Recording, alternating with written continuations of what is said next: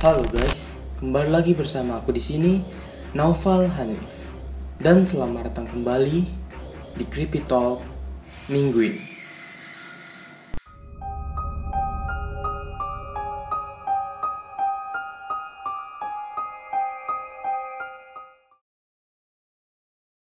Di episode Creepy Talk pada kali ini, aku akan bahas satu kisah yang cukup menyedihkan.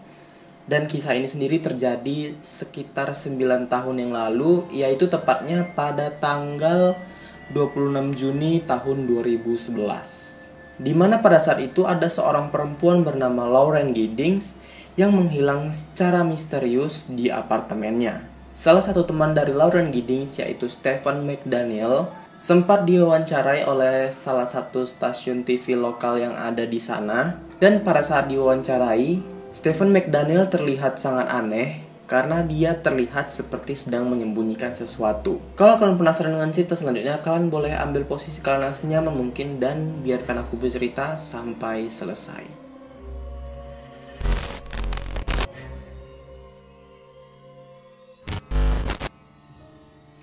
Banyak dari kita yang pastinya merasakan was-was ketika sedang diintai seseorang. Apalagi orang yang mengintai kita ini sampai menguntit kita dari sekitaran rumah, bahkan sampai merekam ke dalam rumah kita sendiri. Dan hal ini sendiri pernah terjadi pada tahun 2011 kepada seorang perempuan bernama Lauren Giddings. Lauren Giddings sendiri adalah seorang alumni jurusan hukum di Universitas Mercer, dan pada saat itu ia tengah menyiapkan satu ujian kelulusan yang disebut bar exam. Jadi singkatnya bar exam ini tuh kayak dia ikut ujian ke satu instansi gitu supaya dia bisa jadi lawyer atau pengacara di instansi yang dia daftar tersebut. Dan pada masa itu sendiri Lauren tengah berusia 27 tahun. Pada 26 Juni 2011, keluarga Lauren dihubungi oleh teman dekat Lauren dan mereka mengatakan kalau Lauren sudah nggak ada lagi di rumahnya. Dan kabarnya pun juga udah telah lama hilang gitu. Keluarganya yang sebelumnya cemas menjadi sangat panik karena mereka mengatakan kalau si Lauren ini sendiri juga udah lama gitu nggak mengirimkan kabar kepada mereka. 4 hari kemudian setelah keluarga Lauren dikabari, barulah keluarga si Lauren ini melaporkan hal tersebut kepada polisi untuk mengecek dan mencari tahu di mana keberadaan si Lauren tadi. Polisi yang mendatangi kediaman Lauren pun cukup sulit untuk masuk ke dalam rumahnya karena sampai di sana mereka mendapati semua pintu yang ada di rumah Lauren itu terkunci dengan rapat. Dan mau nggak mau polisi-polisi tadi pun harus mendobrak pintu rumah Lauren agar mereka bisa masuk ke dalam. Kemudian mereka menggeledah rumah Lauren dan yang mereka dapati adalah suasana yang sangat tenang, seperti tidak terjadi apa-apa di dalam rumah tersebut. HP, laptop, tas, perhiasan, kunci, dan segala macam barang berharga yang penting semuanya masih ada di dalam rumah Lauren dan tersusun rapi malah.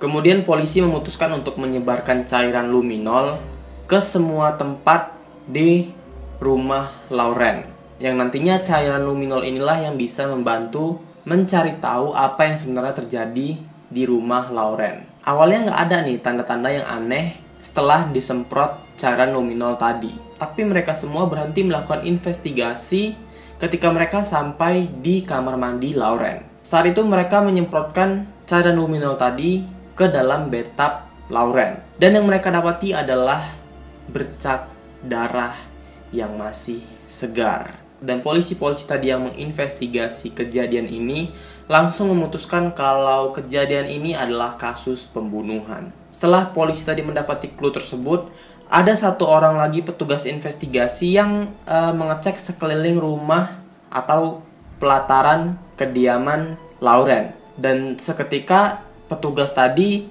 merasakan semacam ada bau busuk dari tempat sampah belakang rumah Lauren. Saat tempat sampah tadi dibuka, hal mengejutkan pun terlihat. Ternyata di dalam tempat sampah tadi ada plastik hitam besar yang berisikan tubuh manusia. Dan tubuh manusia di sini ya literally tubuh manusia tanpa tangan, tanpa kepala, dan tanpa kaki. Jadi benar-benar dari leher sampai ke pinggang, ke bagian pinggang. dan mereka di sana menyebutnya dengan torso. Kemudian tubuh atau torso tadi langsung dibawa ke lab untuk dites DNA-nya. Dan setelah dites, keluarlah data kalau tubuh tadi adalah tubuh Lauren Giddings. Ibu dari Lauren Giddings yang mengetahui hal tersebut atau fakta tersebut langsung menangis dengan histeris. Ia nggak kebayang apa yang terjadi dengan anaknya itu. Dan by the way di sini Lauren juga memiliki 2 saudara, yaitu 1 kakak dan 1 adik. Dan sekitar seminggu sebelumnya itu si Lauren sendiri ini sempat menghadiri pesta pernikahan kakaknya. Jadi kakaknya sendiri juga mengatakan kalau ya si Lauren ini anak yang baik dan pestanya sendiri tuh nggak mungkin berjalan dengan lancar kalau nggak dibantu sama si Lauren tadi. Jadi benar-benar pada saat itu keluarganya semua sangat-sangat sedih. When my mom first found out, of course, she was crying and it felt like something from a horror movie.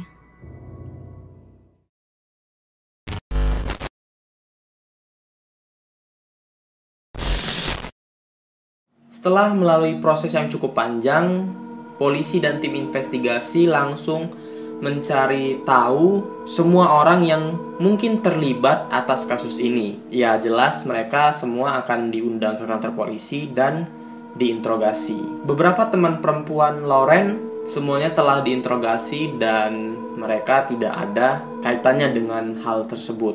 Bahkan pacar dari Lauren sendiri mengaku kalau pada saat itu ia sedang berada di California untuk waktu yang cukup lama. Maka dari itu pacar Lauren pun dihapus dari list orang yang mungkin ada hubungannya dengan kasus ini. Sampai polisi berhenti di 1 orang, yaitu seorang teman sekaligus tetangga dari Lauren sendiri, yaitu Stephen McDaniel. Stephen McDaniel adalah salah satu teman dekat dari Lauren dan juga mereka sama-sama berada di kampus. Mereka tamatnya juga sama dan juga mereka ini tetanggaan. Dan bahkan Stephen sendiri pernah mengajak Lauren berkencan, tapi Lauren sendiri menolaknya. Sebelum Stephen diinterogasi oleh polisi, Stephen sendiri udah diinterview luan atau ditanya-tanya luan oleh salah satu stasiun TV lokal yang ada di sana. Dan ia mengatakan kalau dia nggak tahu apapun mengenai kasus si Lauren tadi. Di interview TV itu dia juga berpendapat kalau mungkin aja si Lauren ini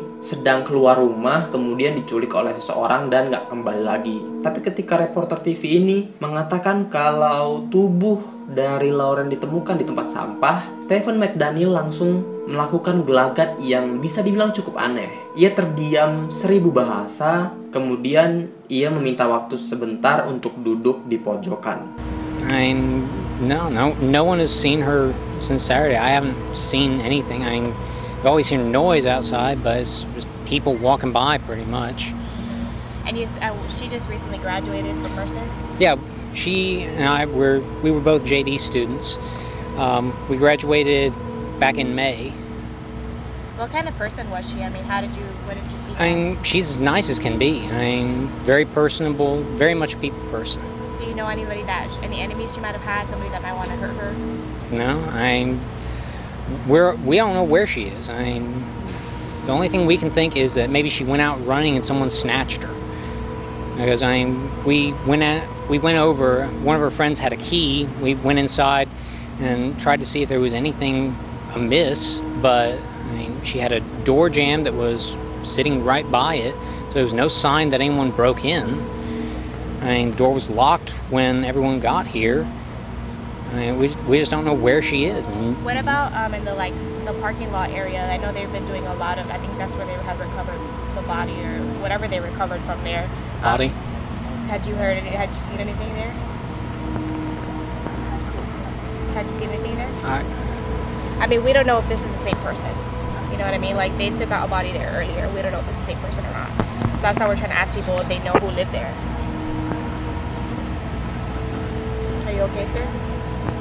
I think I need to sit down. Okay.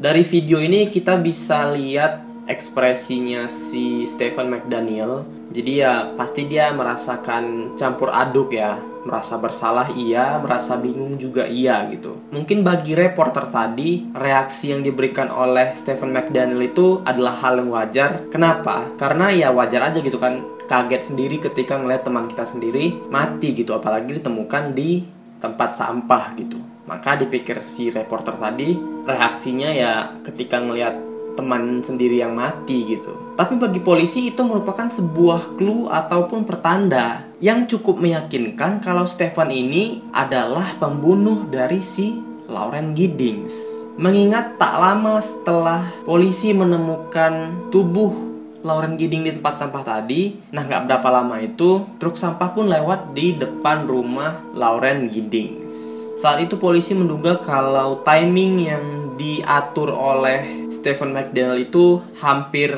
sempurna. Karena misalnya truk sampah tadi lewat duluan sebelum polisi menemukan jasad si Lauren Giddings, udah pasti polisi nggak akan menemukan tubuh si Lauren Giddings kan. Itulah alasan kenapa polisi cukup yakin kalau si Stephen McDaniel ini adalah pembunuhnya. Saat diinterogasi, polisi bertanya kepada si Stephen McDaniel. Jadi salah satu pertanyaannya itu adalah apakah si Stephen McDaniel ini masih perjaka atau tidak. Dan dengan lantang Stephen McDaniel menjawab ya. Karena polisi nggak yakin dengan pengakuan si Stephen McDaniel, polisi pun mengajaknya ke rumahnya, ke rumah si Stephen McDaniel untuk memastikan kediamannya itu bersih atau tidak. Dan sesampainya di rumah Stephen McDaniel, polisi menemukan banyak sekali clue-clue atau pertanda-pertanda yang menambah keyakinan polisi kalau si Stephen McDaniel ini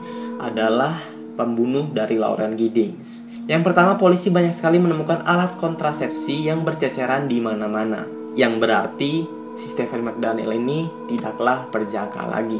Kemudian polisi juga menemukan banyak set gergaji besi yang disimpan oleh Stephen McDaniel. Kemudian polisi memutuskan untuk mengecek semua set gergaji besi yang dimiliki oleh si Stephen McDaniel. Jadi gergaji besi ini juga dicek dengan menggunakan cairan luminol dan mereka mendapati sebuah bercak darah. Dan bercak darah yang ada di gergaji besi ini sama gitu, sama yang ada di bathtub si Lauren Giddings. Kemudian polisi juga menemukan celana dalam wanita di lemari Stephen McDaniel. Dan setelah dicari tahu ternyata celana dalam tersebut adalah celana dalam milik Lauren Giddings.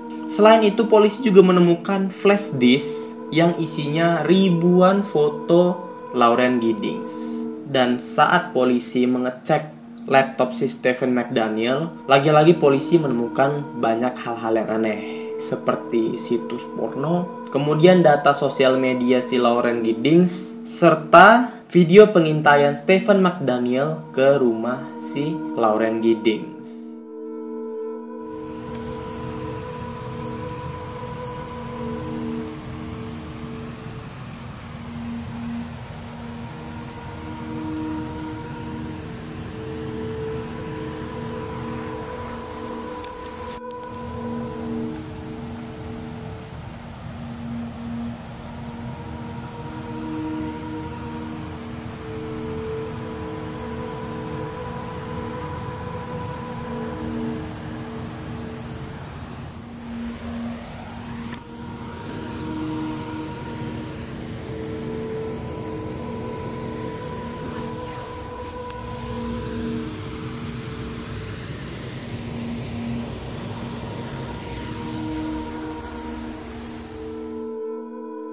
Polisi juga menemukan situs-situs gelap yang berisikan tutorial cara membunuh orang di browsernya si Stephen McDaniel. Setelah semua hal tersebut dikumpulkan polisi pun langsung memutuskan kalau si Stephen McDaniel ini adalah pembunuh dari si Lauren Giddings. Mereka pun langsung membawa si Stephen McDaniel ke kantor polisi untuk dimintai keterangan dan kemudian ia langsung ditahan.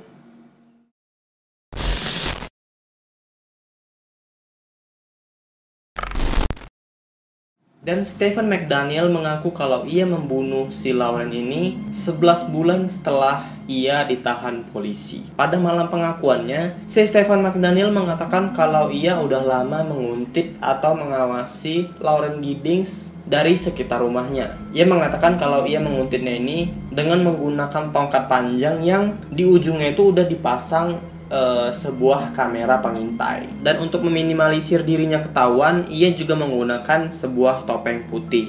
Kemudian di tanggal 26 Juni itulah ia memulai aksinya. Dan pada saat itu juga Lauren sendirian. Setelah Stephen melihat Lauren sendirian di rumahnya, ia pun langsung memulai aksi kejamnya. Ia mendobrak kamar Lauren, kemudian langsung melompat ke arahnya dan membanting Lauren ke bawah. Tak lama kemudian, ia membuka topeng putihnya dan mencekik leher Lauren sampai ia mati. Dan berdasarkan pengakuan Stephen, kalimat terakhir yang dikatakan oleh Lauren adalah, "Stephen, tolong hentikan." Dan disitulah Lauren sendiri kehilangan nyawanya. Setelah itu Stephen membawa Lauren ke kamar mandi, tepatnya membawanya ke bathtubnya, dan situlah ia mulai memotong-motong tubuh Lauren. Setelah semua aksinya dilakukan, barulah ia memasukkan torso atau tubuh si Lauren ini ke dalam kantong plastik hitam besar. Tapi saat hari dimana si Stephen ini disidang, dia nggak mengatakan apa motif sebenarnya dari aksi kejamnya ini. Apakah ia haus seks karena Lauren? Atau apakah ia memang memuaskan nafsunya dengan membunuh? Hal tersebut pun tidak dijelaskan oleh Stephen McDaniel di malam pengakuannya. Yang kita ketahui adalah kasus seperti ini sangat-sangat creepy, dan kisahnya ini sendiri tuh sangat-sangat dark atau sangat-sangat gelap. Dan pesan moral yang bisa kita ambil adalah kita harus terus berhati-hati dan was-was, termasuk kepada orang-orang terdekat kita sekalipun.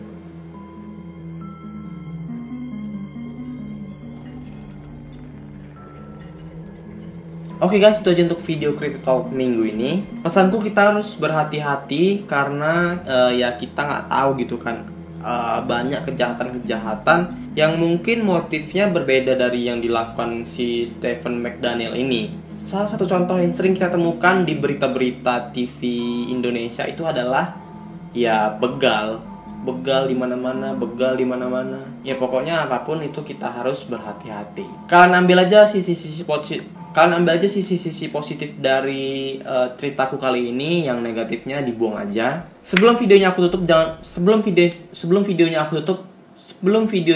seperti biasa, jangan lupa kasih like dan share video ini ke teman-teman kalian, dan jangan lupa juga komen apa pendapat kalian mengenai video kali ini, dan kalian juga bisa request video-video apalagi yang bisa aku bahas di Creepy Talk berikutnya.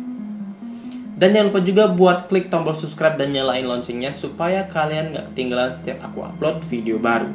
Aku ucapin terima kasih buat yang udah nonton. Sampai jumpa di video-video Creepy Talk berikutnya. Stay creepy, stay fear.